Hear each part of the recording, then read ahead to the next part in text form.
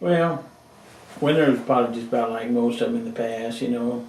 People are getting a little more educated on what to do and what not to do during the winter time, but it's still time to start thinking about outdoors.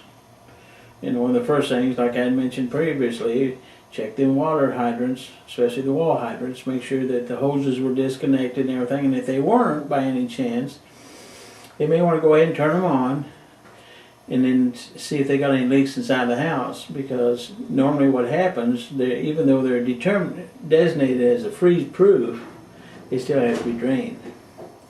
And what'll happen if water stays in that cylinder and it freezes, it's going to split it. It's going to bust it. So they're going to have to replace it. And sometimes that's an easy chore and sometimes it's not, because a lot of times they're concealed in a sheetrock wall or something. But that's something they can test, and then let it run a little bit and see if they see any evidence of water seeping somewhere, and if so, make sure they just go ahead and shut it off, because by shutting it off, we'll stop that. Other thing is just kind of evaluate your conditions. If it's an area that has not been used throughout the winter months, and even though you think you winterized it and everything, I still go ahead and test it, because sometimes you can't get all the water out of it because of just design of the pipe or the way it's laid or something like that. So you want to kind of, you know, take a precautionary step and check it out and just make sure the water flows the way you think it should flow and everything.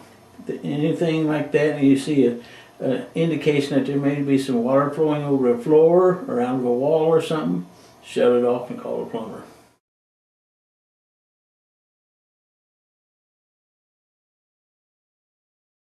Kind of keeping an alert eye and ear open, you know, for when you first start using something that maybe you hadn't used during the winter months. If it's an outbuilding that had water in it and you thought it was winterized, you know, just check it all out.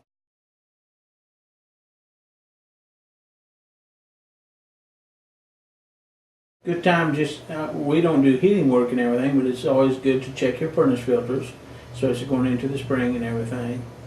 And because even a dirty filter, it's amazing what it can give you adverse conditions as far as heating and cooling too. So, you know, you want to kind of check those out. And those are visual things that a homeowner can check themselves. They don't necessarily have to have a, you know, a contractor to do that.